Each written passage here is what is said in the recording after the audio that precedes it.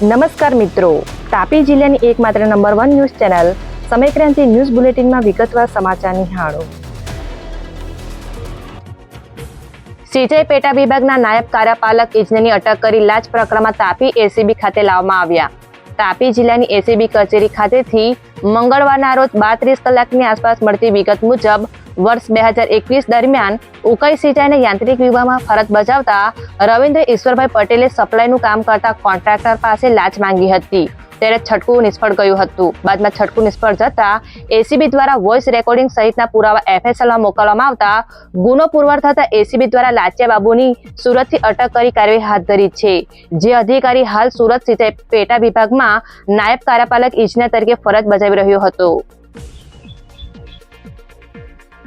વ્યારા તાલુકાના મદાવ ગામના લોકોએ કલેક્ટરને આવેદનપત્ર આપ્યું. તાપી જિલ્લાના સેવા સદન ખાતે મંગળવારના રોજ 1 કલાકની આસપાસ જઈ મદાવ ગામના લોકો દ્વારા કલેક્ટરને આવેદનપત્ર આપી રજૂઆત કરવામાં આવી હતી.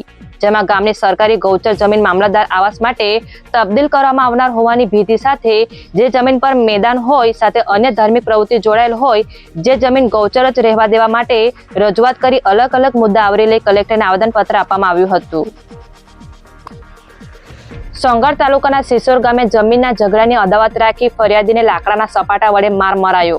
તાપી જિલ્લાના સોંગઢ પોલીસ મથક ખાતેથી મંગળવારના રોજ 11 કલાકની આસપાસ મળતી વિગત મુજબ સિસોર ગામના માછિયા ફળિયા નજીક ફરિયાદીને રોડ પર ઊભો રાખી તેને જમીનનો કબજો જોઈએ છે લે આપું એમ કહી લાકડાના સપાટા મારી ઈજા પહોંચાડતા ગિરીશ ચૌધરી વિરુદ્ધ ફરિયાદ નોંધાઈ છે. બનાવને લઈ પોલીસે ગુનો દાખલ કરી કાર્યવાહી હાથ ધરી છે. વ્યારા શહેરના નવા બસ સ્ટેન્ડ ખાતે સુરક્ષા એજન્સીઓ દ્વારા ચેકિંગ હાથ ધરવામાં આવ્યું. તાપી જિલ્લાની અલગ અલગ સુરક્ષા એજન્સી દ્વારા મંગળવારના રોજ 12 કલાકની આસપાસ જાહેર સ્થળોએ ચેકિંગ હાથ ધરવામાં આવ્યું હતું. જેમાં એસઓજી, ડોગ સ્ક્વોડ સહિતની એજન્સીના અધિકારીઓ અને કર્મચારીઓ જોડાયા હતા. જે ચેકિંગ સુરક્ષાના ભાગરૂપે આગામી દિવસોમાં આવનાર 15મી ઓગસ્ટના દેશના તહેવારને અનુલક્ષીને હાથ ધરવામાં આવ્યું હતું. સોંગઢના નવા આરટીઓ ચેકપોસ્ટ નજીકથી એલસીબી પોલીસે વોન્ટેડ આરોપીને ઝડપી લીધો.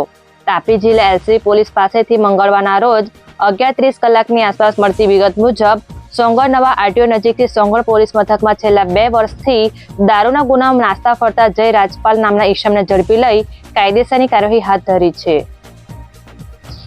તાપી સેવા સદનના હોલમાં કલેક્ટરની હાજરીમાં તિરંગા યાત્રા અંતર્ગત બેઠક યોજાઈ. તાપી જિલ્લાના સેવા સદનના હોલમાં કલેક્ટરની હાજરીમાં મંગળવારના રોજ 12 કલાકની આસપાસ બેઠક યોજાઈ હતી. જેમાં 13 ઓગસ્ટના રોજ પ્રભારી મંત્રીની હાજરીમાં યોજાનાર તિરંગા યાત્રાની તૈયારી તેમજ તેના આયોજન અંગે બેઠક યોજાઈ હતી. જેમાં જિલ્લાના સંબંધિત વિભાગના અધિકારીઓ હાજર રહ્યા હતા. તેમને માર્ગદર્શન આપવામાં આવ્યું હતું. તાપી જિલ્લા કલેક્ટરને સરકારી તાલુકા પુસ્તકાલય વાલોડના વિદ્યાર્થીઓ દ્વારા આવેદન અપાયું. તાપી જિલ્લાના કલેક્ટરને મંગળવારના રોજ 11:30 કલાકની આસપાસ સરકારી પુસ્તકાલય વાલોડ ખાતે અભ્યાસ કરતા ઉમેદવારો દ્વારા આવેદનપત્ર અપાયું હતું. જેમાં સરકારી તાલુકા પુસ્તકાલય વાલોડને અઠવાડિક રજાના દિવસે ચાલુ રાખવા તથા સમય વધારવા માંગ કરી વિવિધ મુદ્દા આવરી લઈ આવેદનપત્ર આપી રજૂઆત કરવામાં આવી હતી. જેમાં અભ્યાસ કરતા ઉમેદવારો હાજર રહ્યા હતા. વ્યારા પોલીસ મથકમાં પશુ હેરાફેરીના ગુનામાં વોન્ટેડ આરોપી નવા આરટીઓ નજીકથી ઝડપાયો. તાપી જિલ્લા એલસીબી પોલીસ વિભાગ પાસેથી મંગળવારના રોજ 1 કલાકની આસપાસ મળતી વિગત મુજબ વ્યારા પોલીસ મથકમાં પશુ હેરાફેરીના ગુનામાં વોન્ટેડ આરોપીને એલસીબી પોલીસે નવા આરટીઓ નજીકથી ઝડપી લઈ કાર્યવાહી હાથ ધરી છે. જેમાં પોલીસે રાજેન્દ્ર ઉર્ફે રાજુ ગાવિતને ઝડપી લઈ કાયદેસરની કાર્યવાહી હાથ ધરી છે.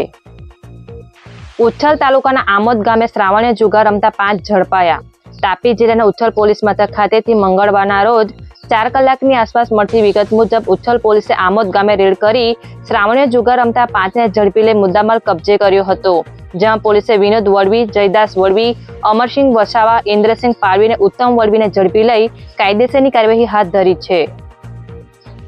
સમયક્રાંતિ ન્યૂઝ ચેનલમાં તાપીના સમાચાર મેળવવા માટે ચેનલને યુટ્યુબમાં જઈ સબસ્ક્રાઇબ અવશ્ય કરી લેશો અને લિંક તમારા મિત્રોમાં શેર કરશો. આવતીકાલે ફરી મળીશું નવા સમાચારના અપડેટ સાથે.